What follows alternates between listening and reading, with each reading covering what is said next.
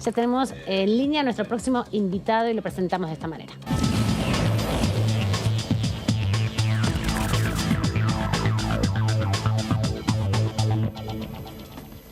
Le agradecemos al diputado Carlos Heller por este ratito aquí en la tercera edición de ETV. ¿Cómo anda, diputado? ¿Qué tal? Buenas tardes, ¿cómo estamos? Bien, estábamos repasando que van a proyectar Argentina 1985 el 25 de marzo en las escalinatas del Congreso. Se acaba de acordar con la presidenta de la Cámara. Quería saber si había visto la película, ¿qué le parecía? Sí. ¿Qué le pareció la oportunidad de esta película a 40 años de la recuperación democrática en este contexto justamente y que se pueda mostrar el día siguiente al Día de la Memoria? Bueno, por empezar, a mí me parece que la película es una buena película. Quienes por edad vivimos toda esa etapa, después podemos tener visiones puntuales, particulares, de que tal cosa no fue exactamente así o que tal personaje no está idénticamente retratado. Pero creo que sobre todo para los más jóvenes, esa visión de lo que fue la dictadura es una buena cosa que la vean y que tomen contacto, porque si no parece historia, ¿no? Pero es una historia demasiado reciente y yo diría es una historia cuyas consecuencias aún estamos viviendo. Por ejemplo, seguimos teniendo la misma ley de entidades financieras que se sancionó durante la dictadura y que Martínez Dios, cuando el 2 de abril del 76 la anunció, dijo: esta es una de las leyes más importantes de nuestra gestión y está llamada a marcar la historia argentina, algo así, palabra más, palabra menos. Yo diría que por solo eso estaría ampliamente justificada la necesidad de que la Argentina tenga una nueva ley. Nosotros venimos trabajando en eso hace mucho, no hemos podido avanzar, como pasa con muchos otros proyectos. Los proyectos no solo tienen que ser buenos, sino que tienen que lograr consenso mayoritario para poder avanzar. Vamos a insistir, yo estoy trabajando en una actualización del proyecto que presentamos en el 2014. Sí, recuerdo. Y que nunca logramos que se trate. Y vamos a insistir con una nueva versión que tiene las mismas bases, que principalmente intenta partir de un lugar absolutamente distinto. En vez de ser una ley de bancos, nosotros queremos ir hacia una ley de usuario de servicios financieros, es decir, que lo que hay que regular es los derechos de la gente, los derechos de las empresas, de los usuarios de los servicios, y a partir de eso establecer cuáles son las obligaciones que tienen los que prestan el servicio, en este caso las entidades financieras. Poner a los sujetos en el centro, digamos. Así es. Estamos trabajando en eso y espero que, bueno, antes de que termine este periodo legislativo podamos volver a presentar el proyecto. Y sería interesante porque también son los 40 años ininterrumpidos de democracia, más largos. Me parece y 40 años de la ley de entidades financieras de Martínez Dios, sí. Me parece un gran gesto también de trasvasamiento generacional, ¿no? Porque pareciera que las cosas estuvieran ahí desde siempre o sin ningún costo y tienen su historia. Ustedes se sorprenderían, pero por ejemplo también la ley de inversiones extranjeras de esa época. Hay una cantidad de leyes 400 muy importantes. Hay todavía. Un montón.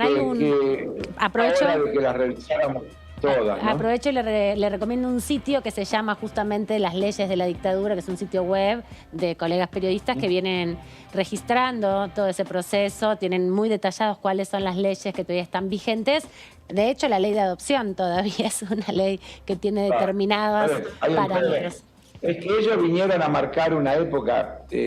Mira, ayer en una reunión en la que participé justamente en la Cámara, acompañando a Eduardo Fernández, que estaba presentando un proyecto sobre el tema de negacionismo. Me invitaron a decir unas palabras y yo hablé justamente de esto y yo decía que la dictadura y la represión no es que eran malos, eran malos, eran perversos, eran los asesinos, pero además vinieron a establecer un orden terrorista para llevar adelante un cambio de modelo económico que incluso no pudieron terminar, y buena parte de eso lo terminó en los 90, se terminó en los 90, que fue todo el proceso de privatizaciones, etcétera, que virtualmente cambiaron el modelo de país en la economía. Si nosotros nos vamos a antes del golpe de Estado, vas a tener una Argentina que tenía mayor control sobre su comercio exterior, sobre sus puertos, que tenía una flota mercante, hay una cantidad de cosas que son las que daban la posibilidad de un país diferente, como el que se construyó hasta ese entonces. Y los golpes de Estado vinieron siempre a tratar de destruir esas posibilidades y esas construcciones. ¿Qué tal, diputado? Lo saluda Melissa Jofré. Le quería consultar si tiene previsto, convocar a la Comisión de Presupuesto, porque ha quedado como la única por donde tiene que pasar el proyecto de fortalecimiento de la justicia federal en Santa Fe. Se habla de una posible sesión para el día 28 y también saber si se trabaja para que pueda entrar en un posible temario de esa sesión ese tema más el monotributo tecnológico, que también quedó pendiente.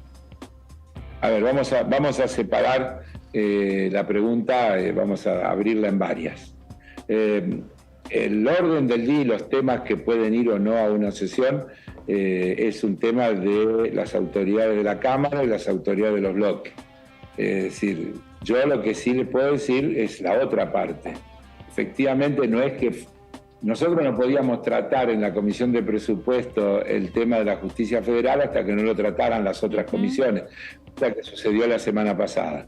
Inmediatamente que las comisiones dictaminaron, nosotros, ni bien tuvimos en nuestro poder ese dictamen, se lo giramos a la Oficina de Presupuesto del Congreso para que haga un estudio del costo que tiene esa iniciativa, es una iniciativa trascendente. La Oficina de Presupuesto del Congreso está trabajando y yo estimo que en estos días vamos a tener su dictamen, que si bien no es no vinculante, es decir, nosotros no estamos obligados a tener un dictamen, para un tema de esta envergadura es aconsejable tenerlo. Okay. Así que yo calculo que efectivamente la semana que viene vamos a convocar a la Comisión de Presupuesto para, con ese dictamen, con ese informe de la Comisión de la Oficina de Presupuesto, más el dictamen de las otras dos comisiones, podamos emitir el dictamen definitivo y esté listo para ir al recinto, y ahí vuelvo a la primera parte, cuando las autoridades de la Cámara o las autoridades de los bloques acuerden que es el momento para que sea tratado en el recinto. ¿Qué tal, diputado? Jessica Calcaño lo saluda. Quería consultarle sobre el comunicado que emitió el organismo internacional, el Fondo Monetario, que expresó cierta preocupación por la moratoria previsional que fue recientemente aprobada en la Cámara de Diputados y se convirtió en ley. ¿Qué visión tiene de ese malestar que generó en el organismo? Si se piensa desde el gobierno o tuvo conversaciones de si piensan hacer algún tipo de modificación al respecto. ¿Por qué haríamos alguna modificación al respecto? Por las metas que propone que pide. No hay ninguna meta de las que Argentina tiene en el acuerdo que estén comprometidas por esto, que por otro lado tiene un bajísimo costo fiscal. El costo fiscal de 2 años, 20 y tanto, 0,20 y tanto el primer año, es decir, 1/4 punto de PBI en el primer año y 0,17, si se lo estoy diciendo de memoria, sí, pero más o menos así, en alguna centésima en el segundo. Por lo tanto, no hay ninguna cuestión que impida. Acá lo que hay que hacer es celebrar que se den las posibilidades de que 800.000 personas puedan acceder a los derechos previsionales, que esa es la gran noticia. Lo otro está dentro de las cosas, porque en ese comunicado del fondo no hay ninguna cuestión que a nosotros nos lleve a tener que considerar absolutamente nada. Hay una mención a que la inclusión de esto genera un nuevo gasto que habrá que ver cómo se financia, dice algo por el estilo. Pero yo les quiero decir que a veces también nos equivocamos en darle la magnitud que tiene cada una de las cosas. La Argentina hizo un acuerdo en marzo del año pasado y ese acuerdo la Argentina viene cumpliéndolo y en ningún caso ese acuerdo ha significado que haya que aplicar políticas de ajuste. En todo caso, lo que se ha hecho es una política de reducción del déficit fiscal primario en algunas décimas, que está sustentado no en un recorte de gastos, sino en una mejora de los ingresos. Mejora de los ingresos que está vinculado a un mayor nivel de actividad económica, a un mejor nivel de gestión del tema de los recursos impositivos, es decir, del combate a la sobre y subfacturación, el combate al contrabando, a la informalidad económica y a todas las cuestiones que hay que ir resolviendo y que todas tienen que ver con todo, porque esto no se arregla con una sola cosa. Esto es un problema muy grande y complejo. No hay ningún país que pueda tener una economía saneada cuando tiene entre un 30 y un 40% de informalidad. La informalidad no es solo la de los trabajadores no registrados. La informalidad es las empresas que tienen a esos trabajadores no registrados, las facturaciones que no se incluyen, es decir, todo lo que podríamos llamar la economía en negro, para decirlo. A mí no me gusta decir en negro porque a veces tiene connotaciones racistas, sí. Claro, así es, pero por eso, digamos, de economía informal. Lo aclaro porque a veces cuando uno dice economía informal, la gente piensa en las personas que viven de changa y demás, pero lo de la economía informal es mucho más complejo que eso. Yo me animaría a decir que si no existiera toda esa informalidad en la economía, no tendríamos ninguna discusión sobre la situación fiscal y demás, porque cuando uno mira la cantidad de plata que ciertos argentinos se han llevado para afuera, que les quiero decir que no la imprimieron acá, sino que la ganaron acá y después se la llevaron a través de mecanismos no lícitos, no legales, pero primero la ganaron acá, riqueza producida en la Argentina. Si toda esa riqueza que produjo la Argentina hubiera tributado los impuestos que tuviera que tributar, todas estas discusiones no existirían, porque tendríamos superávit fiscal. Estaríamos en una situación absolutamente diferente y podríamos estar pensando seguramente en muchas cosas que tienen que ver con mejorarle la calidad de vida a la gente, que en última instancia es lo único que importa desde el punto de vista de las políticas públicas, claro, cómo ayudan a mejorar la situación de la gente. Diputado, entonces, sí. No, déjenme decir una cosa más, que la dije hoy ya varias veces. Miren, cuando se negoció este acuerdo con el Fondo Monetario Internacional, ser miembro informante. Sí. Muy bien. Yo les pido que lean lo que yo dije en ese momento y quiero que tiene plena vigencia. No hay acuerdos buenos con el Fondo Monetario Internacional. Lo que no hay que tener es deuda con el Fondo Monetario Internacional. Entonces no se puede hacer ningún análisis apartándolo de por qué diablo la Argentina está metida en este lío, que fue hecho para darle guita a los tipos que se la tenían que llevar del país, porque con esos 45.000 millones de dólares no se financió ningún gasoducto, ninguna carretera, ningún colegio, ni ningún hospital. Fue plata para que se la llevaran los que habían estado jugando en la bicicleta financiera y que habían quedado atrapados. Tomaron ese crédito para dársela para que se la lleven. Nos metieron en esta situación. Y no decir esto todos los días es grave porque la gente se olvida y habla de lo que pasa hoy. Dicho esto, dije, nunca los acuerdos con el Fondo Monetario son buenos.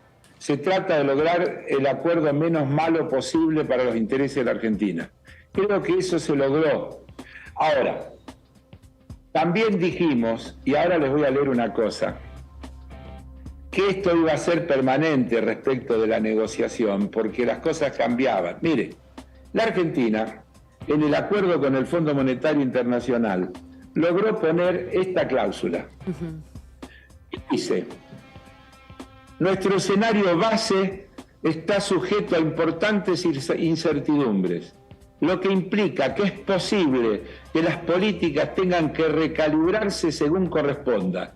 Los stocks relacionados con el clima podrían afectar nuestras exportaciones, con repercusiones negativas en la entrada de divisas y los ingresos fiscales.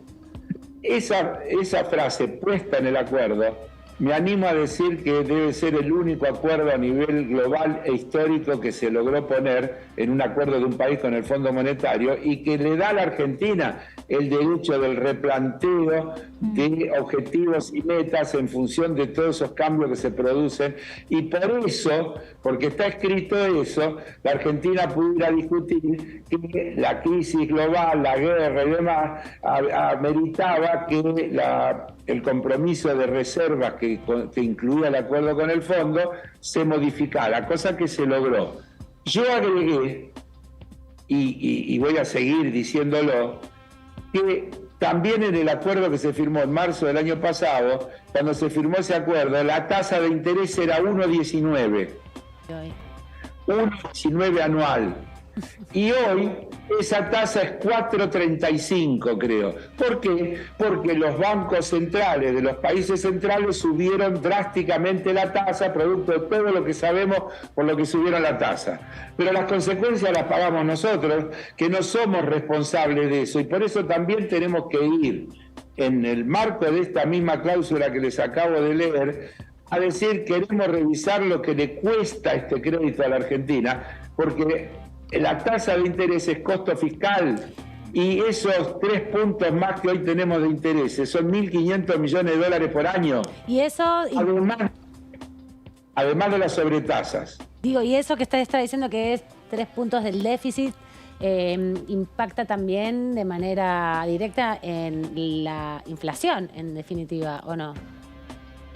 Y de la inflación en la Argentina, Amanda, tendríamos que hablar 1 hora y media y no me va a alcanzar. No sé, pero lo que quiero decir es que para seguir su razonamiento en términos de el impacto que tiene el acuerdo con el Fondo Monetario, no solamente en la reducción de la capacidad de desarrollo del país, sino también en los bolsillos de manera casi directa, en definitiva, ¿no? Porque el acuerdo con el Fondo Monetario Internacional, y también lo dijimos, les pido otra vez, busquen mi intervención y léanla. Sí, claro. El acuerdo con el Fondo Monetario Internacional no resuelve ninguno de los problemas que teníamos planteado antes, solo los difiere.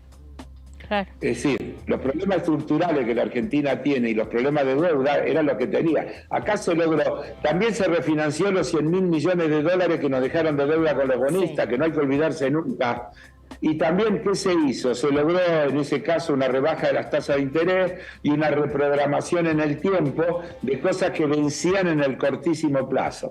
En ese tiempo, la Argentina tiene que ir resolviendo sus problemas estructurales. La deuda con el fondo todavía no comenzó a vencer. La Argentina no le ha pagado nada al fondo desde que asumió este gobierno.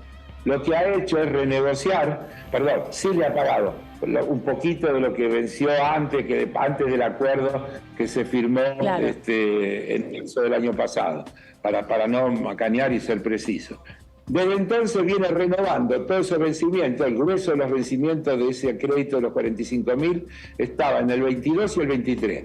Todo eso está acordado no es una refinanciación, quiero ser preciso, en un nuevo crédito de facilidades extendidas que el fondo acordó, que coincide en las cuotas con los vencimientos que tiene Argentina firmada en el stand-by que firmó el gobierno de Macri. Y eso permite a cada vencimiento refinanciar el anterior y establecer nuevos plazos. El problema es que esos plazos van a empezar a vencer creo que a fines del 2024, es decir, de acá a un año y pico, y se van a juntar con otros vencimientos de la refinanciación que se hizo de los bonos, y seguramente dará lugar a que se siga negociando para ir generando nuevas extensiones de esos plazos que sean compatibles con las necesidades que el país tiene de desarrollo, de crecimiento y de fortalecimiento de las políticas de inclusión que son imprescindibles. Así que es todo muy complejo, nada es una sola cosa y una sola variable, y cada una de esas cosas hay que ponerlas en el contexto, creo yo, para poder entenderlas adecuadamente. Y sí, lo que pasa es que también a veces es difícil hacer cotidiano el impacto que tiene ese endeudamiento o el endeudamiento externo, porque tiene muchos condicionamientos, digamos, si tenés que destinar la plata para renegociar los plazos o refinanciar en determinado sentido los plazos, no tenés plata para otra cosa. Amanda, hasta ahora no se usó plata para pagarle al fondo, vuelvo a repetir. Sí, lo que se hizo fue recibir... Es lo que se ha logrado refinanciar, es lo que se ha logrado refinanciar. Y vuelvo a repetir, porque si no nos vamos sin querer de un extremo al otro. Sí, total. Vuelvo a repetir, no hay acuerdos buenos con el fondo. Siempre... lo mejor es no tener acuerdo con el fondo. Cuando eso se pudo hacer, es decir, cuando la Argentina, cada vez que la Argentina tuvo deuda con el fondo, tuvo problemas. Cuando Néstor Kirchner asume, había una situación y una deuda chica y una situación internacional que permitió, tomando otra deuda, cancelar la deuda con el Fondo Monetario Internacional. Incluso en aquel momento lo criticaron a Kirchner, porque Argentina tomó deuda más cara que la del fondo para pagarle al fondo. Y los que ahora siguen siendo opositores, en aquel momento también lo eran, y decían que la Argentina estaba sin razón pagando más caro para pagarle al fondo, que era barato el crédito del fondo. ¿Y qué dijo en aquel momento Néstor Kirchner, el gobierno? No, el problema de la deuda con el fondo no es solo la tasa de interés. El problema de la deuda con el fondo, además de la tasa de interés, son los condicionamientos. Exacto. Pagarle al fondo... No es cualquier prestamista. Claro. Ahora, cuando no te podés liberar porque no le podés pagar, tenés que negociar. Y estos tipos nos dejaron una deuda de 45.000 millones de dólares que la Argentina no puede pagar. Ojalá pudiéramos tener 45.000 millones de dólares y decir, tome, no le debo más nada, que le vaya bien, y no quiero saber más nada con usted y no venga nunca más por acá.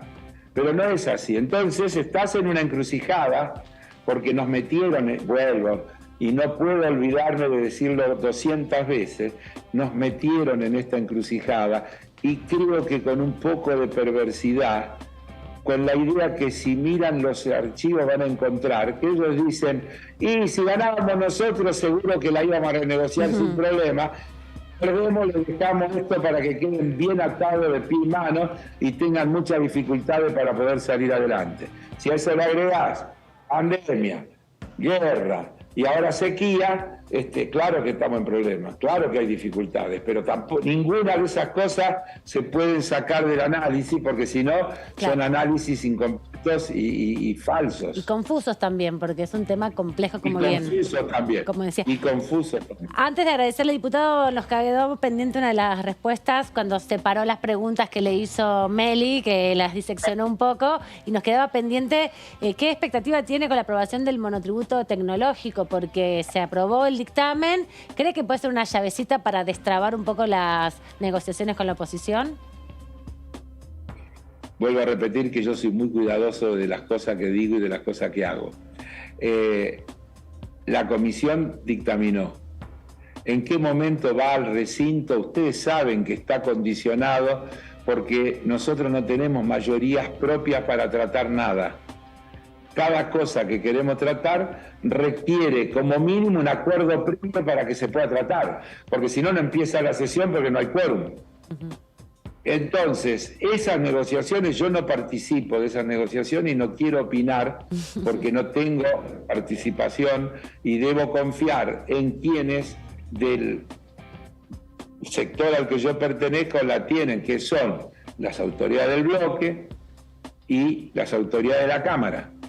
Y esa negociación ustedes la ven que está todo el tiempo y ojalá y se pueda. Hay una idea dando vuelta y una iniciativa de nuestro bloque de tratar de hacer una sesión el 28, creo, ¿no?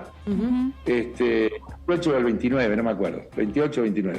Sí. 29, claro, es miércoles. 29. 28 es jefe de gabinete. 29 vendría Rossi. 28, 29, sí, 29 es jefe de gabinete, hacer una sesión el 28, habida cuenta que los diputados y las diputadas van a venir para la sesión del jefe de gabinete, intentar hacer una sesión el día antes.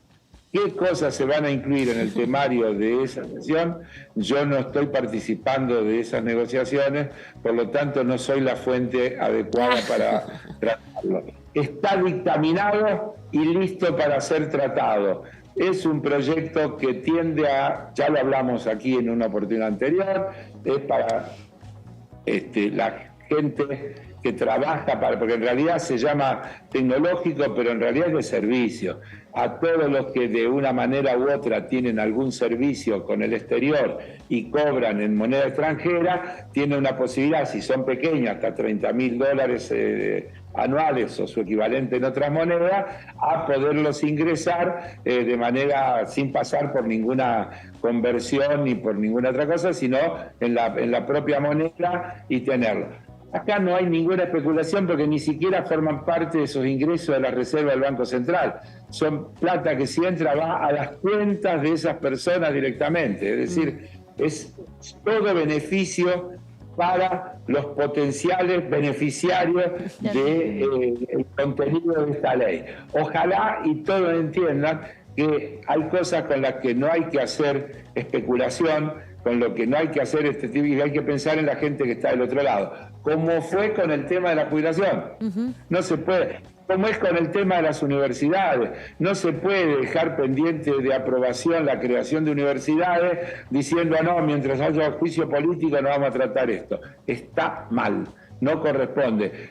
Hay una comisión de juicio político, hay un debate, discuten todo ahí adentro. ¿Por qué impedir el normal funcionamiento del Congreso en el resto de los temas cuando se trata de cosas que le importan a la gente? No se sanciona al oficialismo, se sanciona a la ciudadanía cuando se impide tratar leyes que benefician directamente a las personas, a las familias, a las pymes, etcétera, etcétera. Gracias, diputado, por este rato aquí con la tercera edición de TV. Lo vemos en cualquier momento. Ojalá pronto pueda convocar a la comisión. Un saludo. Bueno, nos vamos rápido a la pausa.